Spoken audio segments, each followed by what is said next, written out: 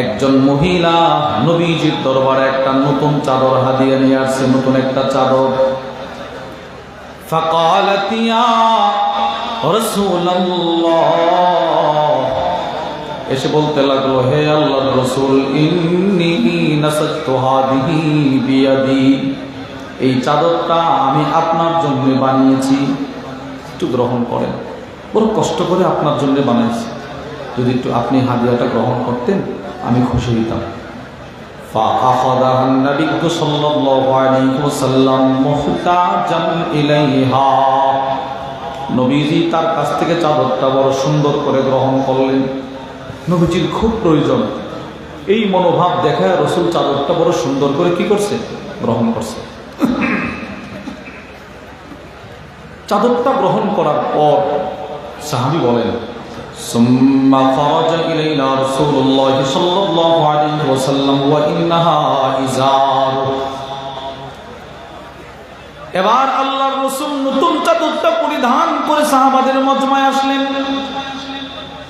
সব সাহাবারা মসজিদে নববীর মধ্যে বসা, নবীজি আয়েশা দাঁড়াইলেন চাদরটা পরিধান করে। ফাকালা রাজুলুন মিনাল কওম, সাহাবাদের ভিতর থেকে একজন অসহায় সাহাবী দাঁড়ায় গেছে, দাঁড়িয়ে বলতে লাগলেন, ইয়া রাসূলুল্লাহ, আপনার চাদরটা বড় সুন্দর, আমি অসহায় মানুষ, শীতের রজনীতে শীত থেকে নিজেকে বাঁচানোর জন্য কোনো কাপড় আমার নাই, যদি চাদরটা আমাকে হাদিয়া দিয়ে দিতেন তো আমার জন্য বড় উপকার হতো। নতুন চাদর, একদম নতুন। নবীজি বললেন, নাম তোমার চাদরটা দরকার, ঠিক আছে বলে দিয়ে দিলাম। সুবহানাল্লাহ বলেন। এবার নবীজি চাদরটা দেওয়ার ধরনটা দেখেন, ধরনটা।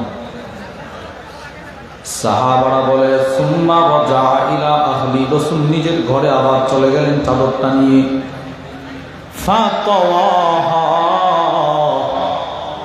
রাসূল নিজের হাতে চাদরটা আবার ভাঁজ করলেন। সুবহানাল্লাহ বলেন না, ভাঁজ করছে, নিজে ভাঁজ করছে সুন্দর করে। সুম্মা আরসালা বিহা ইলাইহি, নবীজি বললেন, চাদরটা ওই লোকটাকে হাদিয়া দিয়ে আসো, পাঠিয়েছে। এবার যে চাদর পাইল সে তো মহান খুশি, নবীজির চাদর হাদিয়া পাইলাম। কিন্তু ফাকাল লাহুল কওম, সব সাহাবারা সকলে তারা ধমকাইতে শুরু করলো, এই বেটা, কাজটা ঠিক করছো তুমি, মা আহসানতা, কাজটা তুমি ঠিক করো নাই, কাজটা ঠিক করো নাই। কেন ভাই?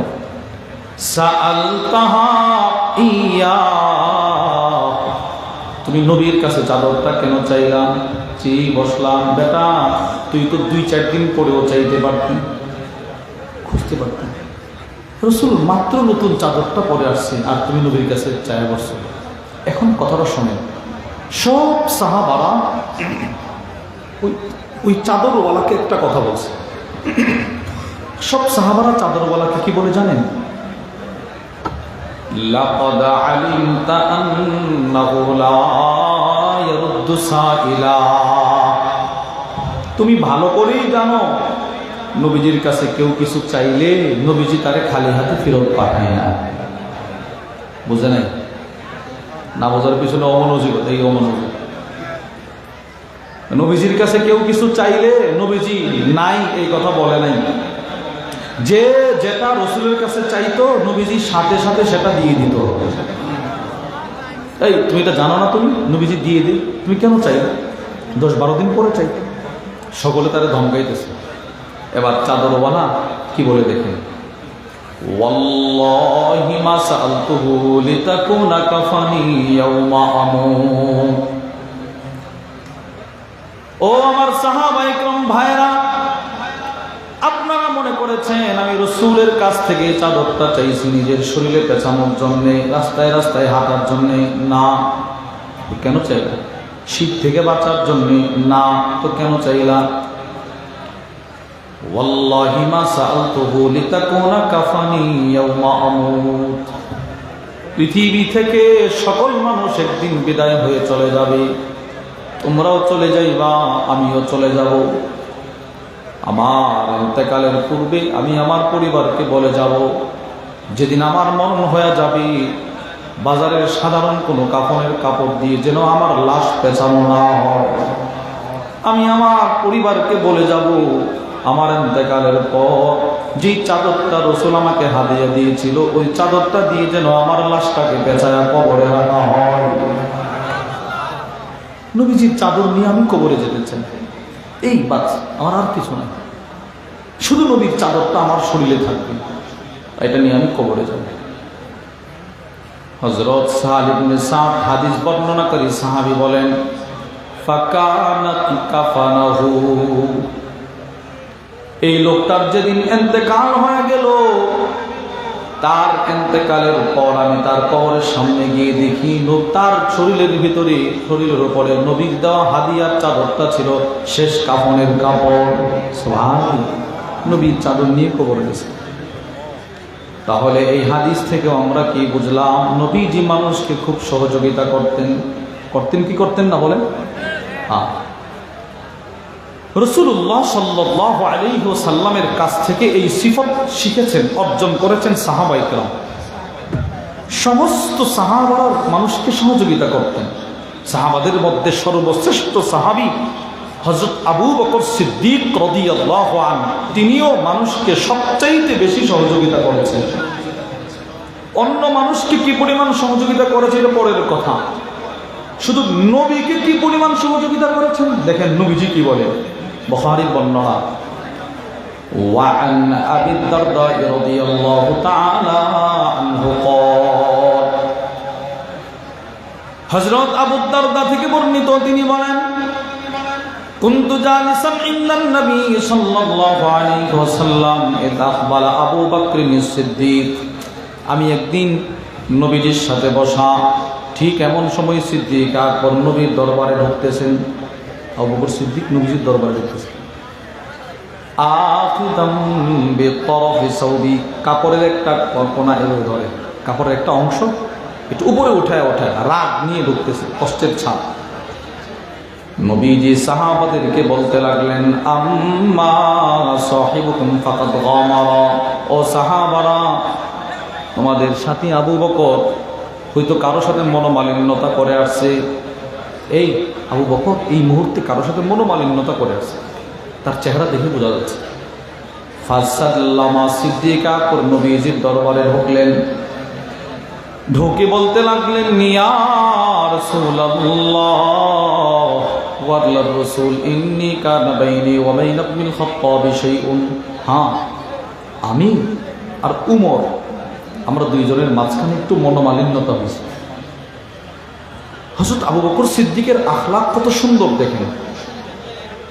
ইয়া রাসূলুল্লাহ, মনোমালিন্যতা হয়েছে ঠিক আছে, কিন্তু ফাসরাতু ইলাই, অপরাধটা প্রথমে করছি আমি আবু বকর, আমি আবু বকরের অপরাধ বেশি, ওরা দোষ আমি আবু বকরের, ওরা অপরাধটা আমি আবু বকরের, ওমরের কোনো দোষ নাই। তো এরপরে কি হয়েছে? সুম্মানাদিন তো জিত অপরাধ আমার, আমি লজ্জিত হইলাম। ফাসাআলতুহু আইয়াগফিরা লি, আমি নিজে উমরের কাছে ক্ষমা চাইলাম। ফাআবা আলাইয়া, হযরত উমর আমাকে ক্ষমা করে নাই, আমি নিজে ক্ষমা চাইছি, আমারে ক্ষমা করে নাই। ফাআকবালতু ইলাইক, এই জন্য আমি আপনার দরবারে চলে আসলাম।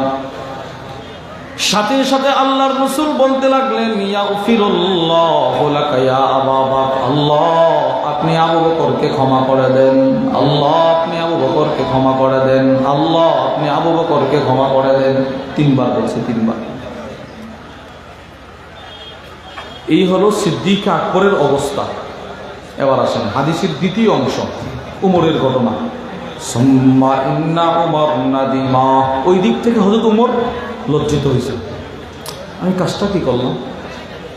হযরত আবু বকর সিদ্দিক রাদিয়াল্লাহু আনহুর মতো ব্যক্তি আমার কাছে এসে ক্ষমা চাইলো, আমি তারে ক্ষমা দিলাম না, কাজটা আমি ঠিক করি নাই। ফাআতা মানজিলা আবি বকর, তিনি দৌড় দিয়া সিদ্দিক আকবরের বাড়িতে গেলেন। ফাসাআলা আসাম্মা আবু বকর, গিয়ে বলে আবু বকর সিদ্দিক কি ঘরে আছেন? ফাকালু লা, না। ঘর থেকে জবাব আসছে সিদ্দিক আকবর ঘরে নাই। ফাআতা ইলান নবী সাল্লাল্লাহু আলাইহি ওয়াসাল্লাম। হযরত ওমর ইবনুল খাত্তাব আর বুঝতে বাকি রইল না, সিদ্দিক আকবর ঘরে নাই, মানে একটা দৌড় দিয়ে তিনি নবীজির দরবারে চলে গেলেন। হযরত আবু দারদা বলেন, ফাজআলা ওয়াজহুন নবী সাল্লাল্লাহু আলাইহি ওয়াসাল্লাম ইয়াতামাআর, নবীজি তার চেহারা দেখে রাসূলের চেহারা লাল হয়ে গেছে, রাগে লাল হয়ে গেছে। হযরত ওমরের চেহারা দেখে নবীজির চেহারা লাল হয়ে গেছে। ঠিক তখন হযরত আবু বকর সিদ্দিক রাদিয়াল্লাহু আনহু ওমরকে বাঁচানোর জন্য নবীকে বলে, ইয়া রাসূলুল্লাহ ওয়াল্লাহি আনা কুনতু আযলিম, ওগো নবীজি আল্লাহর কসম ওমরের কোনো দোষ নাই, কোনো অপরাধ নাই, অপরাধ সব আমার সব অপরাধ, আমার ভাই ওমরের কোনো দোষ নাই, কোনো অপরাধ নেই। তাহলে কি বুঝলেন? রাসূলুল্লাহ সাল্লাল্লাহু আলাইহি ওয়াসাল্লামের সামনে থেকেও ওমরকে আবু বকর বাঁচাইতে চাইতেছে। নবীজি বলছে, আল্লাহ রাসূল দাঁড়িয়ে গেলেন, চোখের পানি ছেড়ে দিয়ে ছোট্ট একটা ভাষণ দিলেন, ইন্নাল্লাহা বা'আসানি ইলাইকুম ফাকুলতুম কাযাবতা। নবীজি বলেন, ও আরবের মানুষ শোনো, আল্লাহ পাক যখন আমাকে তোমাদের কাছে নবী করে পাঠিয়েছিল, তোমরা সকলেই বলেছিলে আমি মিথ্যুক, আপনি মিথ্যুক। ওমর, তুমি তো আমার মাথা কাটার জন্যও দাঁড়ায় গেছিলা। পৃথিবীর সব মানুষ যেদিন আমাকে মিথ্যুক মিথ্যুক বলে তীর মারতেছিল, ওই দিন যে মানুষটা সর্বপ্রথম সাক্ষাতে আমাকে বলেছিল আপনি সত্যবাদী, ওই মানুষটা হলো আমার আবু বকর। সুবহানাল্লাহ। আমার বলছে আমি সত্য। কি সেই ঘটনা? কখন বলেছিল আপনি সত্য? এটা বিস্তারিত আরেকটা আলোচনা আছে, এটা বলার সুযোগ নেই, সুযোগও নেই, আমার মন মানসিকতাও নেই। এরপরে নবীজি বলে, ওয়াসানি বিনফসিহি ওয়া মালিহি, আল্লাহ আপনি সাক্ষী থাকুন, আমার আবু বকর আমাকে জানে মালে সহযোগিতা করেছে। সুবহানাল্লাহ। এই আরবের মানুষ শোনো, আমার আবু বকর আমাকে জানে মালে সহযোগিতা করছে। আমরা যেন প্রশ্ন করলাম, ইয়া রাসূলুল্লাহ আপনি সিদ্দিক আকবরের কথাটা বললেন যে তিনি আপনার মালে সহযোগিতা করছে, কি রকম সহযোগিতা? নবীজি জবাব দেয়, তিরমিজির বর্ণনা, ওয়ান আবি হুরায়রা রাদিয়াল্লাহু তাআলা আনহু ক্বাল, হযরত আবু হুরায়রা থেকে বর্ণিত, তিনি বলেন, قال رسول الله صلى الله عليه وسلم, আল্লাহর রাসূল বলেন, মালি আহাদিন ইনদানা ইয়াদুন ইল্লা ওয়াকাদ কাফাইনা। আল্লাহর রাসূল বলেন, পৃথিবীতে যত মানুষ আমার উপরে যত ধরনের সহযোগিতা করেছে প্রত্যেকের বদলা আমি রাসূল দুনিয়াতে দিয়ে দিছি। আমাকে আমার উপরে যেই ধরনের সহযোগিতা করেছে প্রত্যেকের বদলা আমি দিয়ে দিছি। মা খালা আবু বকর, কিন্তু আবু বকরের বদলা আমি দিতে পারি নাই।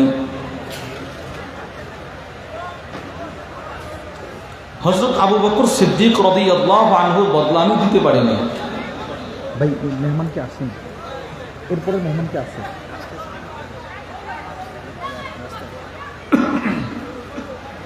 আমি সকলের বদলা দিয়ে দিছি, কিন্তু আবু বকর সিদ্দিকের বদলা আমি দিতে পারি নাই।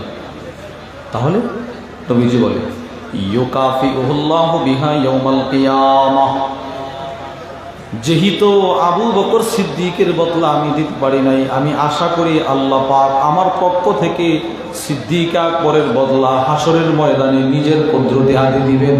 সুবহানাল্লাহ। আল্লাহ নিজে দিবেন, নিজে। আল্লাহ কিভাবে দিবেন এর কিছুটা দৃষ্টান্ত নবীজি হাদিসে বর্ণনা করছে। আল্লাহর রাসূল বলেন, ক্বালা রাসূলুল্লাহ সাল্লাল্লাহু আলাইহি ওয়াসাল্লাম, তিরমিজির বর্ণনা, নবীজি বলেন, মান কানা মিন আহলিস সালাহ দুইয়া মিন বাবিস সালাহ, দুনিয়াতে যে বেশি নামাজ পড়ছে তাকে জান্নাতের নামাজের একটা দরজা এটা দিয়ে ডাকা হবে, আসো। ওয়ামান কানা মিন আহলিল জিহাদ দুইয়া মিন বাবিল জিহাদ, দুনিয়াতে যেই লোকটা বেশি বেশি জিহাদ করেছে তাকে জিহাদের দরজা দিয়ে ডাকা হবে। যে ব্যক্তি দুনিয়াতে বেশি রোজা রাখছে তাকে রোজার দরজা দিয়ে ডাকা হবে। আল্লাহ রাসূল এইভাবে এক একটা কথা বলতেছিলেন। হঠাৎ করে হযরত আবু বকর সিদ্দিক রাদিয়াল্লাহু তাআলা আনহু দাঁড়িয়ে বলতে লাগলেন, ইয়া রাসূলুল্লাহ, এমন কেউ কি আছে যাকে জান্নাতের সবগুলো দরজা একসাথে ডাকতে থাকবে? এরকম কেউ কি আছে? নবীজি বলে, হ্যাঁ আছে। কে সে? নবীজি বলে, এইটা না কিছু বলতো। তাহলে আমরা কি বুঝলাম? সাহাবাদের ভিতরেও এই সিফত ছিল, মানুষকে সহযোগিতা করা। সিদ্দিক আকবর অসংখ্য মানুষকে সহযোগিতা করছে। ওনার জীবনী সংক্রান্ত কিতাব পড়লে আপনি পাবেন অসংখ্য গোলামকে তিনি আজাদ করছেন, গোলামীর জিন্দেগি থেকে তিনি পরিত্রাণ করছেন, টাকা দিয়ে দিয়ে আজাদ করে দিয়েছেন। 2, হযরত উসমান ইবনে আফফান, তিনিও মানুষকে সহযোগিতা করছেন। তিরমিজি শরীফের বর্ণনা, وعن عثمان بن عفان رضي الله تعالى عنه قال, হযরত উসমান ইবনে আফফান বলে, আন্না রাসূলুল্লাহ সাল্লাল্লাহু আলাইহি ওয়াসাল্লাম কদিমাল মাদিনা, আল্লাহ রাসূল যেদিন মক্কা থেকে হিজরত করে মদিনায় আসলেন, লাইসা বিহা মাউন ইস্তাআযাত, মদিনায় কোনো মিষ্ট পানির ব্যবস্থা নাই, মদিনায় কোনো মিষ্ট পানির ব্যবস্থা নাই। সাহাবারা কোত্থেকে পানি পান করবে? সব লবণাক্ত পানি, উযু করতে সমস্যা, পান করতে কষ্ট। গায়রা বিইরি রুমা, মদিনায় বীরে রুমা নামে একটা কুয়া ছিল, কুয়া, ওই কুয়ার পানি ছাড়া কোনো পানি, মিষ্ট পানি ছিল না। এটা ছিল এক ইহুদি মহিলা। নবীজি সাহাবাদেরকে বসাইছেন, বসিয়ে নবীজি প্রশ্ন করলেন, মাই ইয়াশতারি বি'রা রুমা, এই আপনাদের মধ্যে কে আছেন যে ওই বীরে রুমা কুয়াটি মুসলমানদের জন্য কিনে মুসলমানদেরকে হাদিয়া দিয়ে দিবে? কে? যুগে মসজিদে নববী বড় ছিল না, ছোট একটা মসজিদে নববী ছিল, ছোট পরিসরে মসজিদ, সব সাহাবারা একসাথে নামাজ পড়তে পারে না।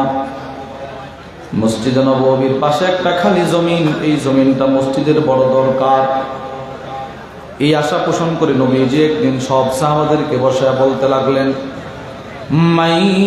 টাকা পয়সা দিয়ে ওই জমিনটা কিনে মসজিদের জন্য ওয়াকফ করে দিলাম। কি পরিমাণ সহযোগিতা করছে! তো এটা ছিল সাহাবাদের সিফত, মানুষকে সহযোগিতা করা। সাহাবাদের পরে এই সিফত অর্জন করেছেন তাবেঈ, তাবে তাবেঈ, বুজুর্গানে দিন। আল্লামা ইমাম শামসুদ্দিন যাহাবী রাহিমাহুল্লাহ তার বিখ্যাত কিতাব সিয়ার ও আ'লামিন নুবালার মধ্যে এসেছে, হযরত আলী রাদিয়াল্লাহু আনহুর ছেলে হযরত হুসাইন রাদিয়াল্লাহু আনহু, আর এই হযরত হুসাইন রাদিয়াল্লাহু আনহুর ছেলের নাম ছিল আবার আলী, অর্থাৎ দাদার যে নাম নাতির সেই নাম।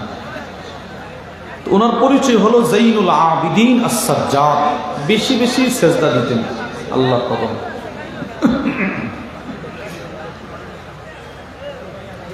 তো ওই জাইনুল আবিদিনের জীবনীতে লেখা আছে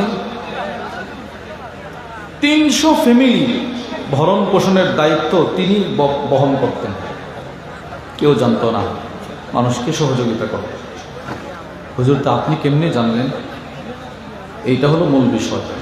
আল্লামা ইমাম শামসুদ্দিন যাহাবী রাহিমাহুল্লাহ লিখেন, উনি যখন ইন্তেকাল করছেন, তার ইন্তেকালের পর ওনার লাশ ধৌত করার জন্যে বাহিরে আনা হয়েছে। যেই মাত্র শরীরের জামা কাপড় খোলা হয়েছে, তো তাকায় দেখে পিঠে কালো কালো দাগ, কেউ যেন চাবুকের দ্বারা আঘাত করছে। সকল মানুষ তো আশ্চর্য। আওলাদে রাসূল ইমাম জাইনুল আবিদিন, ওনার পিঠে কালো কালো দাগ, কে আঘাত করলো, কেমনে কি? ঠিক এমন সময় ওনার মাথার সামনে দাঁড়িয়ে থাকা ওনার খাদেম চোখের পানি ছেড়ে ছেড়ে কেঁদে দিয়েছে। এই তুমি কাঁদতেছো কেন? তুমি কি জানো কিছু? কেন এই দাগগুলো কোত্থেকে আসছে? ও হ্যাঁ জানি। কি? আরবের অসহায় গরিব মানুষ রাতের অন্ধকারে ঘুম থেকে জাগ্রত হয়ে সকাল বেলায় যে এদের ঘরের দরজার সামনে আটা ময়দার বস্তা দেখত, এগুলো তিনি কাঁধে বহন করে রশি দিয়ে টেনে টেনে, নিজের টাকা দিয়ে কিনে রশি দিয়ে টেনে টেনে অসহায় মানুষের ঘরের দরজায় তিনি রেখে আসতেন এই রশির দাগ। দাগ হয়ে গেছে। আশ্চর্য, তো তোমরা ওনাকে সহযোগিতা করলা না, তোমরা এগুলো কাঁধে করে নিয়ে মানুষের দরজায় দিলা না। ও ওয়াকানা লা ইস্তাইনু বিখাদিমিন, না, আল্লাহর বান্দা জীবনে কখনো কারো সাহায্য তিনি নেন নাই, কারো সাহায্য নেন। আমরা অনেক সময় পিরাপিরি করতাম, ওগো আওলাদে রাসূল, ইমাম জৈনুল আবিদিন দেন, আমরা একটু টেনে টেনে মানুষের বাড়ির সামনে রেখে আসি, আমাদেরকে ধমক দিত না। আল্লাহ তাআলা মদিনার নেতা আমাকে বানিয়েছেন, জবাবটা হাসরের ময়দানে আমাকেই দিতে হবে, বাস আমারটা আমারে করতে দাও, জীবনে দেয় না। তাহলে আমাদের বুজুর্গানে দিনের সিফত ছিল মানুষকে সহযোগিতা করা।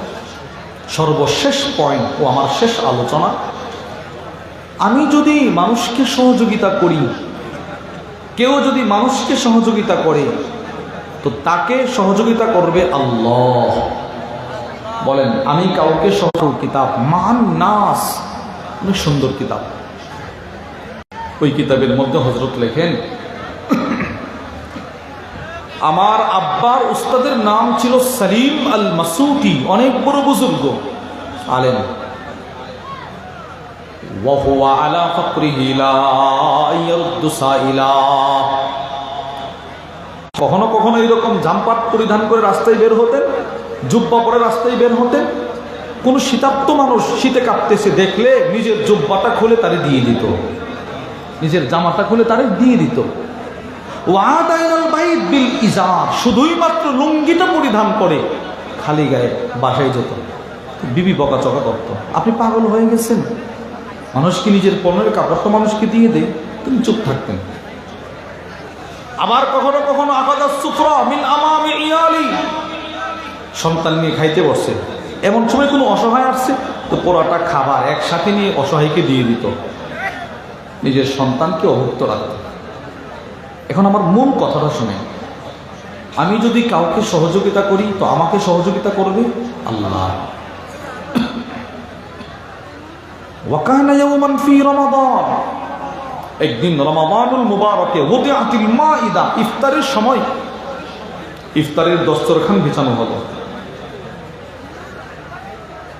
ঠিক এমন সময় ফাজা আসাইল ওয়া ফাতাহু সাইল, না খায়া, এখন যে ইফতার করবো, ইফতার করার মতো কিছু নাই, এভাবে রোজা রাখছি, আপনার কাছে আসছি, আপনার কাছে কোনো খাবার থাকলে আমাকে দিয়ে একটু সহযোগিতা করেন, একটু সহযোগিতা করেন।